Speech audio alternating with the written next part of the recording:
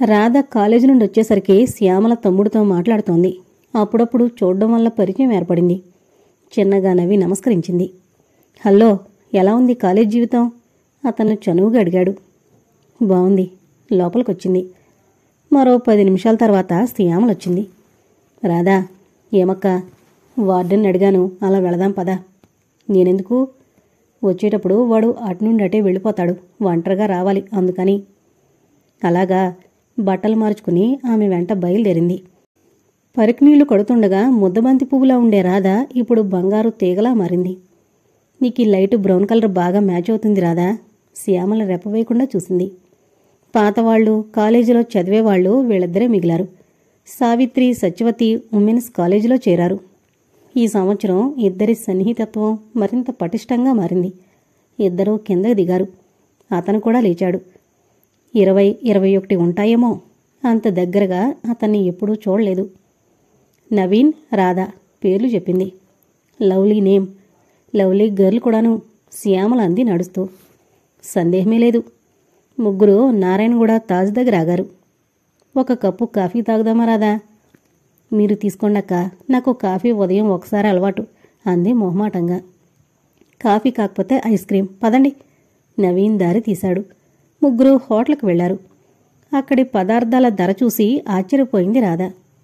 అమ్మ చేసే అట్లు ఇంతకంటే బావుంటాయి కదక్కా. అవునమ్మా, నీకంటే అమ్మ చేసి పెడుతుంది. ఇక్కడ కూర్చున్న వారిని చూడు, అంతా మధ్యతరగతి కుటుంబీకులే. ఒక పూట పని తప్పించుకుందామని వస్తారు. ప్రతిదానికే లాభనష్టాల బేరీజు వేసుకోరు. అలాగా అని పక్కకు చూసేసరికి నవీన్ తననే చూడడం గమనించింది. ఆమె అటు తిరగగానే అతను చూపులు తిప్పుకున్నాడు. నవ్వుకుంది రాధ. మనిషికి ఒక్కొక్క రోజు ఒక్కొక్క పాఠం అనుకుంది. ఈసారి చాలా విషయాలు తెలుసుకుంది. చూపులకు అర్థం చెప్పగలదు. మగవారి చూపులకు నిర్వచనం చెప్పగలదు. కొందరు అన్నీ తెలిసినా తమ విషయం వచ్చేటప్పటికి మళ్లీ తప్పటడుగులు వేస్తుంటారు. రాధ అలా కాదు. ప్రతి విషయం నిదానంగా ఆలోచించి ఒక నిర్ణయానికొస్తుంది. ముగ్గురు వెళ్లి హిమాయత్నగర్ లైబ్రరీ ఆవరణలో కూర్చున్నారు. నీ నిర్ణయం మారదాకా? నవీన్ అడిగాడు. లేదు నవీన్, ఈ ఒంటరితనము, నిశ్శబ్ద జీవితం భరించలేననిపిస్తోంది. రాధ గడ్డి పీకుతూ కూర్చుంది.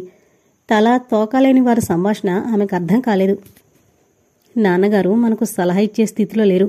నువ్వు మరికొన్ని రోజులాగితే బావుణ్ణు. నాన్నగారు బాగుపడతారన్న నమ్మకం ఉందా? నవీన్ నిట్టూర్చాడు. తండ్రికి ప్రపంచంతో సంబంధం లేదు. ఎప్పుడు చూడాలని వెళ్ళినా అందరితో మాట్లాడినట్లే తన ధోరణిలో మాట్లాడతాడు. అంతా మిథ్య. ఆ మిథ్యను తెలుసుకోలేని జనం భ్రమలో బ్రతుకుతారు. నాన్నా? ఎవరికెవరు నాన్న? అందరికీ ఆ సర్వేశ్వరుడే నాన్న. ఒకసారి ఇంటికి వెళదాం. ఇది ఇల్లు కాదా? నాది నీది అనే భేదం వద్దు. ఇంత విశాల ప్రపంచముండగా నా ఇల్లు అంటూ ఇరుకు ఇళ్ల గురించి ఆలోచిస్తావేం? పిచ్చివాడా. తలపై చేయి వేశాడు. నా విషయం వదిలేండి నాన్న. అక్క ఆడపిల్ల. ఆడపిల్ల? అతను నిరాసక్తిగా నిర్లిప్తంగా నవ్వాడు. ఈ మిథ్యా జగత్తులో ఆడపిల్ల మగపిల్లవాడు అన్న భేదమెందుకు? ఆ సర్వేశ్వరుడే అందరి భవిష్యత్తు నిర్ణయిస్తాడు అని మిగతా సాధువులతో పాటు వెళ్లి ఆలయ ప్రాంగణంలో భజన చేసాగాడు. చేసేది లేక తిరిగొచ్చాడు నవీన్. అక్కడిగిన ప్రశ్నకు ఏమని జవాబు చెప్పగలడు? ఏమిట్రా మాట్లాడో?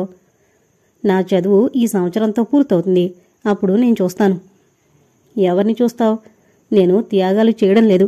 ఎందుకో సారథిగారి వ్యక్తిత్వం నచ్చింది. భార్య పోవడం నేరం కాదు కదా.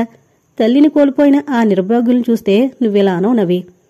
మనం ఇంత పెద్దవారమై కూడా అమ్మ కోసం ఎంత అలమటించిపోతున్నామో చూడు. సరే, నీ ఇష్టమక్కయ్యా.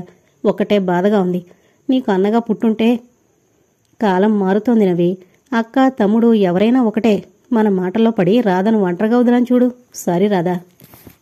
పర్వాలేదక్క అంది. ఆ తర్వాత నవీన్ ఇద్దరి దగ్గర సెలవు తీసుకుని వెళ్ళిపోయాడు. ఇద్దరూ హాస్టల్ వైపు నడవసాగారు. రాధా, నీతో అసలు విషయం చెప్పనేలేదు కదూ. మా నాన్న చూస్తే విరాగి. నేను ఒక ఇంటిదాన్ని సెటిల్ అయితేనే గాని నవీన్ సెటిల్ అవడు. అందుకే మా పరిచయస్తుల్లో ఒకరైన సారథి గారిని వివాహం చేసుకోవాలని నిశ్చయించుకున్నాను. అతనికిది ద్వితీయం. ఏం ఆలోచిస్తున్నావు రాధా?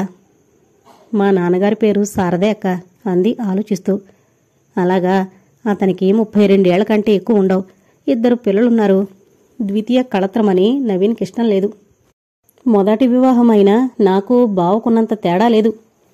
సుఖజీవనానికి మనసు ముఖ్యమని నా భావన రాదా? వయసు, ధనము, వ్యామోహం కిందే జమ. నాకిది కూడా ఇష్టం లేదు. కానీ నేను సెటిల్ అయ్యే వరకు నవీన్ సెటిల్ కాడు. అదీ కాక మాకు నా అనేవారు కావాలి రాదా? రాధకు మంచి చెడు అని చెప్పే వయసు కాదు. అన్నింటికీ కొట్టింది. ఇద్దరూ హాస్టల్కొచ్చారు. వారం రోజుల తర్వాత బాలాజీ మందిర్లో సారథితో శ్యామల వివాహం అతి సాధారణంగా జరిగింది. పెళ్లికి విచ్చేసిన 10 మంది పెద్దలకు రాధా, నవీన్ ఓ ఆకర్షణయ్యారు. సాధారణంగా వివాహం తంతు జరుగుతుంటే పెద్దలు హడావిడి పడతారు. కానీ ఈ పెళ్లిలో 2 లేత వయసు పిల్లలు కార్యక్రమం నిర్వహించడం అందర్నీ ఆశ్చర్యపరిచింది. ఆ పిల్లను తమ్ముడికి చేసుకోవాలనుకుందేమో. ఒకరు వేలుతో రాధను చూపారు. స్నేహితురాలట. ఇంకొకరు ముక్కు విరిచారు. ఈవిడకు ఆవిడ స్నేహితురాలా? సరి. ఆ ముసలాడేనంటే వాడి జుట్లో పుట్టింది పిల్ల. ఒక్కరికి ఇంత అంటనివ్వదు అని దూరపు బంధు ఆరోపణ. మనకెందుకు, పిలిచింది వచ్చాం, వాళ్ళ అవసరాలు చూచామనా మరొకరన్నారు. అందరూ ఊరుకున్నారు. ఆ పిల్లదేవతో మా హేమనివ్వాలని చాలా ఉంది నాకు. ఆడదిక్కులేని ఇంటికి ఆ పిల్లయితే అన్నీ దిద్దుకుంటుంది. ఒక ఆడపిల్ల తండ్రి నిట్టూర్చాడు. మీకు కళ్ళు లేవు, ఆ పిల్లకు పెళ్ళయింది. మరొకతను ఈసడించాడు. జనఘోష అలా ఉంది. రాధా, అటు వివాహతంతు పూర్తిగానే వెళ్లడానికి లేస్తారు జనం. స్త్రీలనంతా అటు వెనక్కు తీసుకొచ్చాయి. నవీన్ చెప్పి హడావిడిగా వెళ్ళిపోయాడు. రాధ హాల్లో అమర్చిన బల్లలవంక చూసింది. బల్ల బోసిగా కనిపిస్తుందని బయట పక్కనున్న బోగన్విల్లా కొమ్మ తుంచి గ్లాసులో పెట్టింది. మజ్జిగ ఉంచింది. ఎన్నడూ లేంది రాధ మనసు తిరగబడుతోంది. నవీన్ సాన్నిహిత్యం వల్ల అనిర్వచనీయమైన ఆనందం పొందుతోంది. అది ఆమోదయోగ్యం కాదని తెలుసు. మనసు ఆలోచించనీయడం లేదు. అతని పక్కన నిల్చుంటే ఎన్నో ఊహలు. తను వివాహిత. అలా ఆలోచించడం తగదు అనుకుంది. అదే క్షణంలో నవీన్ వచ్చాడు. రాధా. అతని పిలుపులోని తీయదనం అనుభవిస్తూ, బహుమతిస్తున్నారు, ఇక నువ్వు వెళ్ళి స్త్రీలను పిలుచుకురా అని వచ్చినంత వేగంగా వెళ్ళిపోయాడు. రాధ వెళ్లి స్త్రీలను పిలిచింది. అందరికీ బల్ల చూపింది. బఫే అరేంజ్ చేశారు. అటువైపు నుండి మగవారొచ్చారు. ఒక్కసారే అందరూ పదార్థాల మీద దాడి జరిపారు. రాధ ఆశ్చర్యంగా చూడసాగింది. ఇలాంటి పార్టీ ఆమె ఎన్నడూ చూడలేదు. బంతిలో కూర్చున్నాక కూడా కొసరి కొసరి వడ్డించి మొహమాట పెడితేనే భోజనాలు చేస్తారు ఊళ్ళో. ఇక్కడ అదేం లేదు.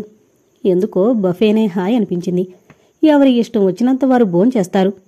సాధారణంగా వడ్డం జరిగితే కొందరికి కొసరి కొసరి వేస్తారు. మరికొందరి విషయమే పట్టించుకోరు. అలాంటప్పుడు నిష్ఠూరాలు ఎదురవుతాయి. పదార్థాలు వృధా కూడా అవుతాయి. వద్దంటే వడ్డించడం, ఆ తర్వాత పారబోయడం జరుగుతుంది. అందర్నీ చూసి బయటకొచ్చింది. నవదంపతులు కూర్చుని ఉన్నారో సోఫాలో. వార్డెన్ కాబోలు మాట్లాడుతోంది. మరో పక్క వారికి అరేంజ్ చేశాడు నవీన్. రాధా, ఎలా ఉన్నాయి ఏర్పాట్లు? చాలా బావున్నాయి. నిజంగా అంటున్నావా? నిజమే. వివాహం అనగానే వారం రోజుల నుండి ఒకటే హడావిడి. అర్థం లేని కొన్ని ఆచారాలను పాటించబోయి ఆభాస్ అవుతారు. ఇది చక్కగా ఉంది. వడ్డన పేరుతో ఒళ్ళు హోనం అవడం ఏం బావుండదు. రా, మనమే మిగిలాం. ఇద్దరూ వెళ్లేసరికి శ్యామల తన భోజనం ముగించి స్నేహితురాలతో ఫోటోలు తీయించుకుంటోంది. ఆమె భర్త, పిల్లలు కూడా అక్కడే ఉన్నారు. దాదాపు అందరి భోజనాలు అయ్యాయి. రండి రాధా, పెళ్లి పెద్దలం మనం. మనల్ని ఎవరో పిలవరు. అతను వెళ్లి ప్లేట్ తీసుకున్నాడు. తను వెళ్లి ప్లేటు తీసుకున్నా ఏం వడ్డించుకోవాలో తెలియలేదు. అలాంటి భోజనం అలవాట్లేదామెకు. అప్పటికే తన ప్లేట్లో అన్ని పదార్థాలు పెట్టుకుని చెయ్యి పెట్టబోతున్న నవీన్ ఆగాడు. ఒక్క క్షణం ఆమె వంక చూశాడు. రాధా, ఈ ప్లేట్ తీసుకో. తన ప్లేటు ఆమెకిచ్చి ఖాళీ ప్లేటు తీసుకున్నాడు. ఆమె మాటలు మరిచినట్టు అతని వంకే చూడసాగింది. ఏంటలా చూస్తావు? మరో లడ్డూ? అతను లడ్డూ తీసి వడ్డించాడు. నాకుంది, వద్దు అంటూ రాధ చెయ్యి అడ్డం పెట్టినా వినలేదు. రాధకు కోపం వచ్చింది. అవన్నీ తీసి అతని ప్లేట్లో వేస్తోంది. కెమెరా క్లిక్ మంది. ఇద్దరూ ఉలిక్కి పడ్డారు. Thank you, nice pose. అతను సారథి స్నేహితుడు. ఆ సాయంత్రమే శ్యామల సారథితో వెళ్ళిపోయింది. ఆమె సామాన్లు హాస్టల్ నుండి తెచ్చి కారులో పెట్టారు. సారే చీరా సాగనంపే పెద్దల్లేరు. బ్యాంకు నుండి ఆమె వాటా ఆమెకొస్తుంది. కారు కదిలేటప్పుడు నవీన్ను దగ్గరగా పిలిచింది. నవీ, రాధను జాగ్రత్తగా హాస్టల్లో వదిలిరా. నువ్వేం దిగులు పెట్టుకోకు. నేనేం దూరం వెళుతున్నానా? హాస్టల్ నుండి ఇంటికి, అంతే కదా? నాకేం దిగుల్లేదే అన్నాడు. కాని కారు కదిలాక ఆమె కదిలి కదిలి ఏడ్చిన సంగతి అతనికి తెలీదు. కారు కదిలిపోగానే షామియానాలో వేసిన బల్లపై తల వాల్చేశాడు. అతని డొక్కలు ఎగిరెగిరి పడుతున్నాయి. నవీన్ గారు, ఆప్యాయంగా అతని భుజం తట్టింది రాధ. అతను తలెత్తలేదు. ప్లీజ్ అంది, అంతకంటే ఏమనాలో తెలియక. రాధా, నీకు తెలీదు. తల్లిదండ్రుల చాటును పెరిగే బిడ్డలు కొన్ని విషయాల్లో ఒకరి పట్ల ఒకరు ద్వేషం పెంచుకుంటారు. మేం గాలికి బతికామేమో, ఒకరి కోసం ఒకరు బ్రతికాం. వెక్కిపడుతూనే చెప్పాడు. అక్క ఈ ఊళ్ళోనే ఉంటుందిగా. ఉంటుంది. అయినా మునిపట్ల స్వేచ్ఛగా తిరగలమా? మరి ఆమెకు వేరే బాధ్యతలుంటాయి కదా. పోనీ నవీన్, నేనున్నానుగా. రాధా, అతను తలెత్తాడు. ఆర్తిగా అతని తల నిమిరింది. అతను అలాగే ఉండిపోయాడు. ఆ తర్వాత చాలాసార్లు నవీన్ వచ్చాడు. శ్యామలతో మాట్లాడినట్టే ప్రపంచ విషయాలు మాట్లాడారు. ఆమె వివాహిత అని అతను మరవలేదు. తను బావుకు దారదత్తమైన కన్య అని ఆమె మరువలేదు. అతని ఒంటరితనం పోగొట్టాలని తాపత్రయపడేది. గోపీ చేతిలో అదృష్ట గీతుందని ఊరివారంతా భ్రమపడుతున్నారు. సీడ్ పర్పస్ సజ్జపెట్టమని వీడియో వచ్చి అందరితో చెప్పబోతే అందరూ నవ్వారు. అతని అమాయకతకు ఊరివారు ఒక పద్ధతిలో వ్యవసాయం చేయడం అలవాటు పడ్డారు. కొత్త పద్ధతులు ఆమోదించరు. మా పెద్దల కాలం నుండి ఏదో ఇంత వరి పండిస్తున్నాం, ఇప్పుడు కొత్తగా వేయడానికి కొత్త పొలమా? అవును, ఇవేం మాగాణి పొలాలా? ఈ మెట్ట పొలాల్లో భూదేవి కరుణిస్తే రైతు బ్రతుకుతాడు, లేకపోతే లేదు. వీడియో గారు, మీరెప్పుడైనా వ్యవసాయం చేశారా? ఇలా రకరకాల ప్రశ్నలొచ్చాయి. అతను బిక్కముఖంతో అందరివంక చూశాడు. ఈ ఒక్కసారికి నా మాట విని ప్రయత్నాలు చేయండి. దూరంగా ఉన్న పొలాల్లో సీడ్ పర్పస్ సజ్జ బాగా పడుతుందని హామీ ఇస్తున్నాను. మా పొలాల సంగతి మాకు తెలుసా, నీకు తెలుసా? ఇలా అతన్ని నిరుత్సాహపరిచారు. గోపి వస్తూ అక్కడాగి వీడియోతో 10 నిమిషాలు మాట్లాడాడు. అతనికి వీడియో చెప్పిన పద్ధతులు బాగా నచ్చాయి. రండి, అలా పొలాల వైపు వెళ్లి మాట్లాడుకుందాం. తన మాట వినేవారు ఒకరున్నారంటే అతనికి ఎక్కడలేని ఉత్సాహం వచ్చింది. పదండి, అతన్ని అనుసరించాడు. ఈ ఊళ్ళో వారికి ఎవరి మాట వినే అలవాట్లేదా? ఉంది. వారికి కార్యరూపంలో కనపడాలి, అప్పుడే సహకరిస్తారు. మొదట నేను గోధుమ వేశాను, పండదని ఛాలెంజ్ చేశారు. మొండిగా నేను గోధుమ విత్తాను. అంతే, ఎవరో రాత్రుళ్ళు చేను మేశారు. మరి మీరు ఊరుకున్నారా? ఫలానా అని తెలిస్తే కదా ఏదైనా చేయడానికి. ఈసారి కాపలా దిట్టంగా పెట్టాను. నోళ్లు వెళ్లబెట్టుంటారు. నన్ను ఒక తెలివిమాలినవాడి కింద జమ కట్టారు. అత్త సొమ్ము అల్లుడు దానం చేశాడన్న సామెత నిజం చేశానంటూ ఎత్తిపొడిచారు. ఇది వారి పద్ధతి. నాకు గోధుమ బాగా పండేసరికి అందరూ వేస్తున్నారు. సంవత్సరంలో ఎంత మార్పో చూడండి. ఇద్దరూ పొలాలన్నీ తిరిగారు.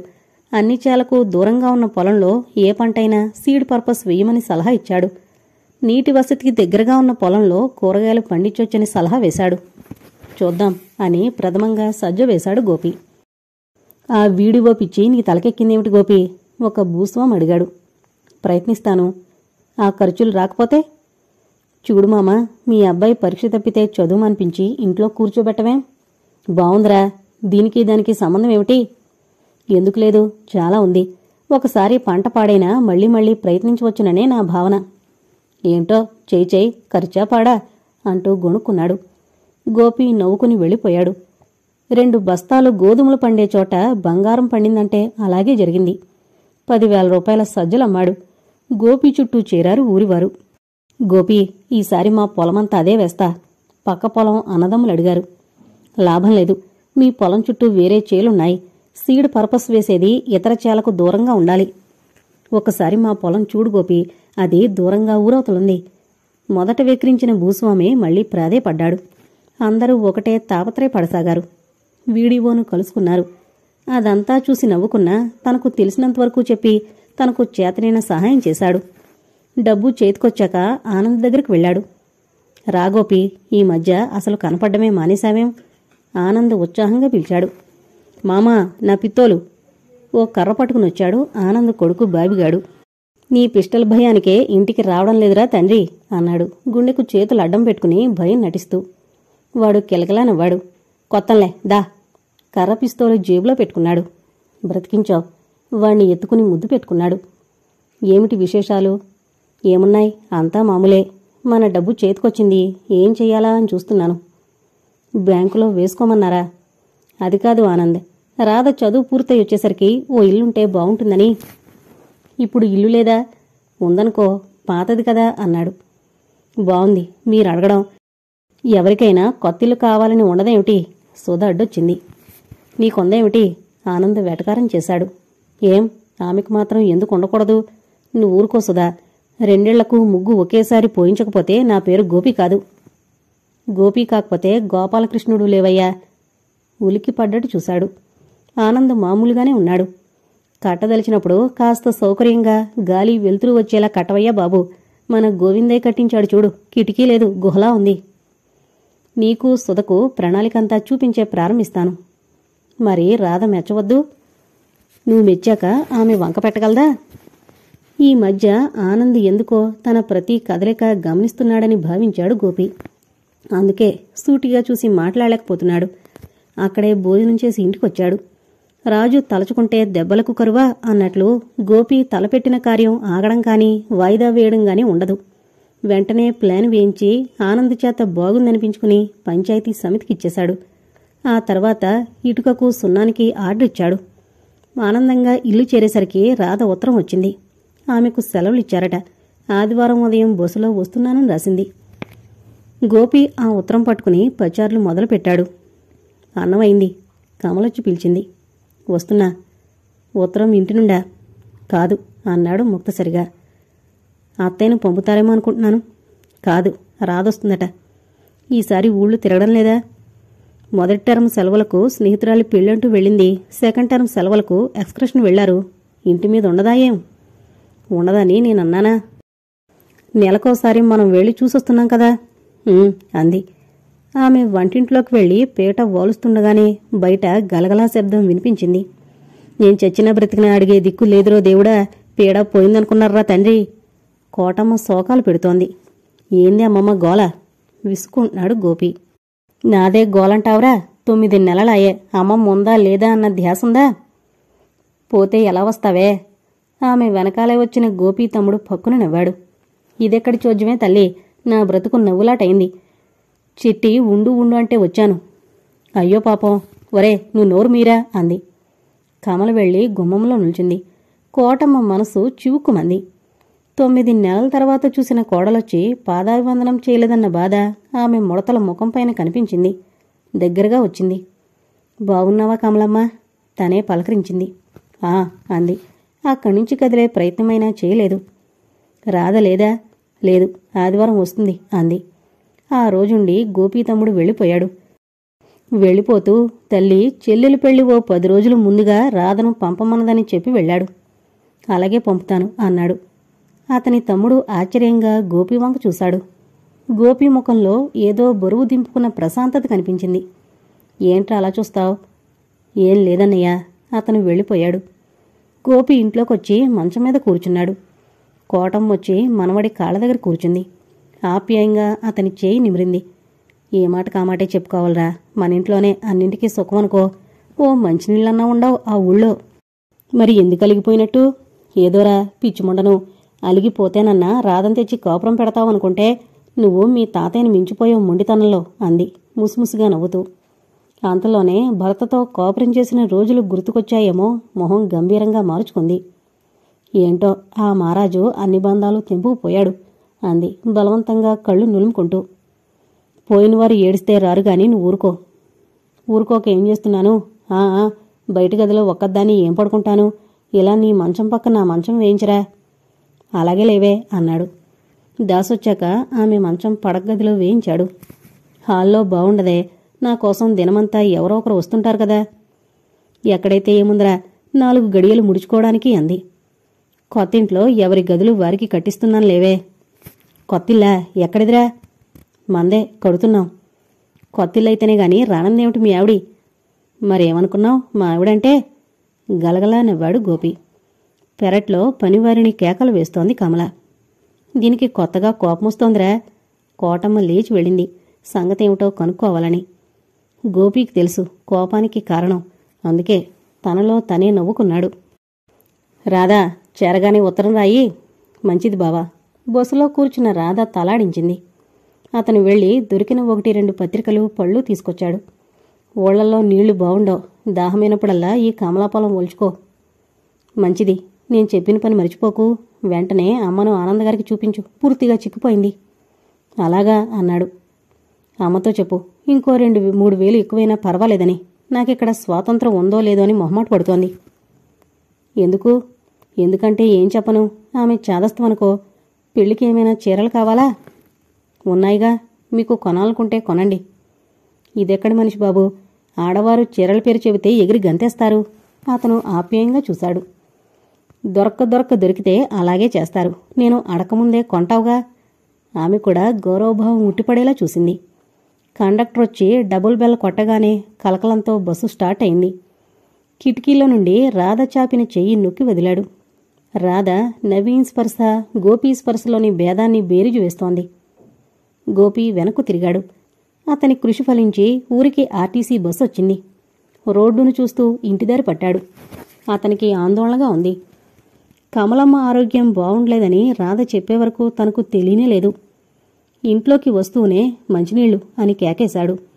కమలమ్మ నీళ్లు తీసుకొచ్చింది. పరీక్షగా చూశాడు. పాలిపోయిన ముఖము, మెడ ఎముకలు, దవడ ఎముకలు తేలాయి. ఒంట్లో బావుండలేదా? అంది తల వంచి. నీళ్లు తాగి గ్లాసిచ్చాడు. మరి ఆనందబాబు దగ్గరకు వెళ్ళలేకపోయారా?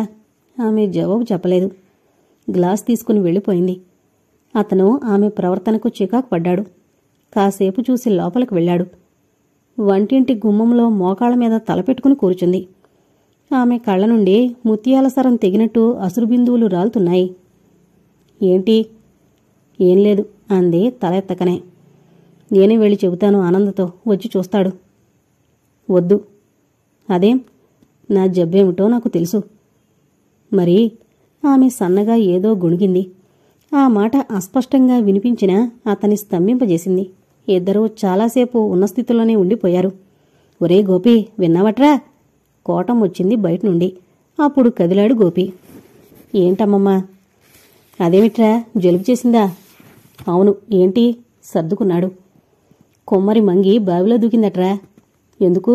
బొలుపు. ఎవరితో తిరిగి కొడిపోయిందట. ఎలా ఉంది? ప్రశ్నలో జీవం లేదు. బ్రతికి బయటపడ్డట్టే. ఎంతో కష్టం మీద డాక్టర్ ప్రాణాలు దక్కించాడట. ఎవరు? ఆనందగారేనా?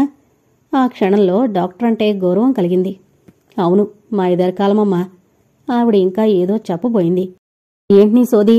ఆమె భర్త విడిచిపెట్టడం ఆమె తప్ప? మరొకణ్ణి కట్టుకోవాలి గాని ఈ చాటుమాటు తిరుగుళ్ళెందుకు, చోద్యం కాకపోతే? ఆమె వెళ్లి బయట వసారాలో కూర్చుంది. ఇరుగు పొరుగులకి వార్త అందించాలని తాపత్రయం.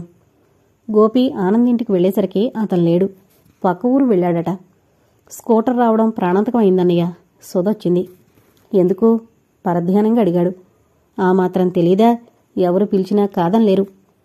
అది డాక్టర్ డ్యూటీ కదమ్మా. ఏంటో సమయానికి తిండి నిద్ర కరువైంది అంది. ఇంటికే వస్తాడా? దారిలో క్లినిక్ ఉందిగా, మంగిని చూసొస్తారేమో. మరోసారి మంగి విషయం ప్రస్తావించింది సుధా. ఎప్పట్లా ఆమెతో మాట్లాడలేకపోయాడు. మెల్లగా క్లినిక్ దగ్గరికి వెళ్లి బయట బెంచిపైన కూర్చున్నాడు. అతని హృదయంలో చిన్న తుఫాన్ లాంటిది చెలరేగింది. అతని మనసు దరిగానని నావలా ఊగిసలాడసాగింది. ఆనంద నిర్ణయమే తన నావకు దరి అనుకున్నాడు. చీకటి పడ్డాక లైటు వేసుకోవాలన్న సంగతి కూడా మరిచిపోయాడు. మంగతల్లి ఎవరితోనో మాట్లాడుతోంది. మగవెదవులందర్నీ దుయ్యబడుతోంది. స్కూటరొచ్చి కాంపౌండ్లో ఆగిన గోపి లేవలేకపోయాడు. అతని శక్తినంతా ఎవరో లాగేసినట్టుంది. మనసున్న మనిషికి తన ఆత్మే ప్రతిబింబం. తను ఆనందకు ముఖం చూపించగలడా? అతని స్నేహానికి అర్హుడా? చూడు సత్యమ్మ, ఎవరిని తిట్టినా లాభం లేదు. మనము కొన్ని కట్టుబాట్లు వదిలేస్తే ఎవరైనా ఏమైనా అంటారు. ఈ దరిద్రపు సన్నాసి అట్టా చేసిందనుకోలేదు దొరా. నేనేం చేతును? వెళుతూనే మంచివాణ్ణి చూసి మంగికి మారుమనువు చేయి అన్నాడు. బహుశా అతను మందిచ్చాడేమో. అది గోపి చూడలేకపోయాడు. అతనొచ్చి స్కూటర్ ఎక్కాడు. ఆనంద్. గొంతులో నుండి మాట బయటికి రాలేదు. కాని స్కూటర్ బయటికి దూసుకుపోయింది. ఎక్కడో గంటలు 10 సార్లు మోగాయి. నీరసంగా నిస్సత్తుగా లేచాడు. ఒక్కొక్క అడుగు వేసుకుంటూ నడిచాడు. క్లినిక్ నుండి ఇంటికొచ్చేసరికి సాధారణంగా 7 నిమిషాలు చాలు. కాని అరగంట నడిచాడు. తలుపు దగ్గర కునికిపాట్లు పడుతూ కూర్చుంది కమలమ్మ. ఒంట్లో బాగుండకపోతే పడుకోకూడదు. మనసులో బాగోలేకపోతే బయట తిరగాలా? ఆనంద్ కోసం కూర్చున్నాను. లేడా? అన్నాడు. ఆమె లేచాక ఇంట్లోకొచ్చి బట్టలు మార్చుకుని భోజనాన్ని కూర్చుంటే అన్నం చేదుగా రుచించింది. చెయ్యి కడిగి లేచొచ్చి మంచం మీద వాలిపోయాడు. మరో 5 నిమిషాలకు లైట్లారిపోయాయి. ఇంట బయట ఇంట్లోని మనుషుల మనసుల నిండా చిక్కటి చీకటలుముకుంది. వెలుతురు కోసం చూస్తూ అలమటించే మనుషులకు వారు కోరుకునే వెలుతురొస్తుందా? అది కాలమే నిర్ణయిస్తుందా? ఏమో. వడిలిపోయిన తోటకూర కాడలా బండి దిగుతున్న తల్లిని చూసి రాధ అదిరిపోయింది. ఎదురొచ్చి తల్లిని వాటేసుకుంది. అమ్మా, ఏమైందమ్మా? బావా, అమ్మకింత జబ్బు చేస్తే మనిషిని పంపరా? దాదాపు ఏడ్చినంత పనిచేసింది రాధ. నాకేం కాలేదు రాధా అన్నది కాని దుఃఖం ఉధృతంగా వచ్చింది. కూతుర్ని హృదయానికి హత్తుకుని బావురుమంది కమలమ్మ. ఏమో అనబోయిన చిట్టమ్మ మరదలి వాలకం చూసి తెల్లబోయింది. ఏమైందే కమలా? ఏం లేదు, ఒంట్లో బావుండలేదు అంతే, గోపి జవాబిచ్చాడు. రాధా, అమ్మను కూర్చోబెట్టి కాఫీ పాలు ఏమైనా ఇచ్చేదుందా లేదా? చిట్టమ్మ అడిగేసరికి తల్లిని తెచ్చి అక్కడున్న నొలక మంచం మీద కూర్చోబెట్టారు. పెళ్లి కూతురు లక్ష్మి వదినకు సాయం వచ్చింది. కాఫీ తెచ్చి తాగించింది. ఏంటి హడావిడి? నవ్వుకుంది కమలమ్మ. తల్లి భుజాల చుట్టూ ఉన్న సాలువా సరిచేసింది రాధ. అది చక్కని కాశ్మీరు సాలువా. బావ కొన్నారమ్మా ఈ సాలువా? అంది కమలమ్మ. రాధ తల్లి కట్టిన చీరవంక చూసింది. అది చక్కగా ఎంబ్రాయిడరీ చేసిన కాశ్మీరు సిల్కు చీర. అలాంటి చీరలు పల్లెల్లో కట్టేది చాలా అరుదు. కూతురు చీరను చూడ్డం కమలమ్మ గమనించింది. ఈ చీర బావుందా రాధా? చాలా బావుందమ్మా. అతను నీకని తెచ్చాడు. పొద్దున్నే బొసుకు వేళ మించిపోయిందని హడావిడిలో కట్టుకున్నాను. మంచి పని చేశావు. ఈ చీరలో ఎంతో బావున్నావు, నువ్వే కట్టుకో. చిట్టమ్మ పిలవడంతో లేచిపోయింది. కమలమ్మ గుండె నిండుగా గాలి పీల్చుకుంది. కూర్చుని చేయగలిగిన పనులేమైనా ఉంటే తనకు చెప్పమని అడిగింది కమలమ్మ. ఇప్పుడు పని చేయకపోతే వచ్చే నష్టం ఏం లేదు గాని వెళ్ళి విశ్రాంతి తీసుకోండి. బయట ఎవరితోనో మాట్లాడుతున్న గోపి కేక వేశాడు. చిట్టమ్మ ముఖం చిట్లించింది. పనిచేయడానికి చాలామంది ఉన్నారులే అమ్మా అంది కాస్త నిష్ఠూరంగా. ఓ గంట విశ్రాంతి తీసుకుని కమల మెల్లగా పెరట్లోకి వెళ్ళింది. రాధ సామాన్లు అందిస్తోంది. 4 ఆడవారు కబుర్లు చెబుతూ లడ్లు కడుతున్నారు. వంట బ్రాహ్మడు బూందీ తీస్తున్నాడు. కమలమ్మను వాళ్లంతా వింతగా చూశారు. అక్కడున్న పీట వాల్చుకుని కూర్చుంది. రాధా, ఆ బూందీ పళ్ళం ఇటివ్వమ్మా. వడనీ రాదమ్మా. పాకంలో వేసిన బూందీ పళ్ళం తల్లి ముందుకు తోసి లక్ష్మి కడుతున్న పూలమాల అందుకుంది. కాసేపు ఆగి కడతానంటే వినిపించదా? విసుక్కుంది. లక్ష్మితో కబుర్లు చెబుతున్న రాధకు అక్కడి ఆడంగుల మాటలు సన్నగా చెవులకు సోకాయి. ఇంత వేళ్ళో ఆ సాలువ ఎందుకే సోకు కాకపోతే? తన గొప్పతనం చాటుకోవాలని. అది కాదే, చిట్టమ్మ ఎప్పుడూ ఏడుస్తూనే ఉంటుందిగా. ముసలముండగా అనలేదు, ఊర్లో డాక్టర్కు ఈవిడకు మంచి దోస్తీ అంట. ఆ పిల్ల చురుకైందిలేవే, ఇటే చూస్తోంది. వారి మాటలు ఆగినా రాధ హృదయస్పందన వేగం ఆగలేదు. వెనక్కు తిరిగి తల్లివంక చూసింది. భుజాల చుట్టూ కాశ్మీరు సాలువాతో గొప్పింటి స్త్రీలా కూర్చుంది. లడ్లు చుడుతున్న ఆమె చేతులు అందంగా కనిపించాయి. రాధ లేచి తల్లి దగ్గరగా వచ్చింది. అమ్మా, చలిగా ఉందా? లేదమ్మా. ఎందుకు? ఆ సాలువా ఇలా ఇవ్వు. తల్లి భుజం మీద నుండి సాలువా తీసుకుని లోపలికి వెళ్ళింది. రాధ మనసులో లేదు. డాక్టర్ ఆనంద్ రూపం ఆమె కళ్ల ముందు కదలసాగింది. అమాయకత, విజ్ఞానము సమపాళ్లలో ఉన్నట్టు కనిపించే చూపులు. అతను అంత నీచానికి పాల్పడతాడని ఊహించలేకపోయింది రాధ. కాని తల్లిని పూర్తిగా నమ్మలేకపోయింది. ఆమె కట్టు పెట్టుడులో చాలా మార్పు వచ్చింది. ఆలోచిస్తుంటే తల భారం అనిపించసాగింది. ముఖంలో కళ మాయమైంది. మరొక్కసారి కొట్టుగదిలోకి వెళ్లి కిటికీలో నుండి తల్లిని చూసింది. రాధ ఉలికి పడింది. చాలా నాజుకు తేలినట్లు కనిపించింది. నేర్పుగా దిద్దిన కనుబొమ్మలు, కొసలు స్పష్టంగా చెబుతున్నాయి. క్షణం బలం లేనట్టు గోడ కంటుకుపోయింది. ఆమె మనోఫలకం మీద 2 బొమ్మలు కదిలి మాయమయ్యాయి. చిరునవ్వుతో చేతిలో స్టెతస్కోప్ పట్టుకున్న ఆనంద్. తల వంచుకుని భుజాల మీదుగా కొంగు కప్పుకున్న తల్లి. ఎవరిని అనుమానించాలో తెలియడం లేదు. గది ముందుకొచ్చి పాతకాలం నాటి పడకుర్చీ ఉంటే కూర్చుండిపోయింది. ఆమెకు తెలియకుండానే ఆమె కళ్ళు చెమర్చాయి. కళ్లమీద చేతులు పెట్టుకుని పడుకుంది. రాధా కళ్ళు విప్పింది. ఎదురుగా గోపి నిల్చునున్నాడు. అతన్ని చూడగానే చటుక్కున లేచింది. పర్వాలేదు రాధా, పడుకో. ఏంటలా ఉన్నావు? అరే, చెంపల మీద ఆ కన్నీటి చార్లేమిటి? అమ్మను గురిచేనా? నువ్వేం దిగులు పడకు. ఆమె ప్రాణానికి నా ప్రాణం, సరేనా? రాధ భుజం తట్టాడు ఆప్యాయంగా. బావా నువ్వొట్టి అమాయకుడు బావా. వెక్కి వెక్కి ఏడుస్తూ అతని భుజం మీద తల అంచింది. ఆనంద్ కొడుకు బాబును లాలించినట్టే లాలించాడు గోపి. ఇద్దర్నీ ఆ స్థితిలో చూసిన చిట్టమ్మ చిన్నగా నవ్వుకుంటూ వెళ్ళిపోయింది.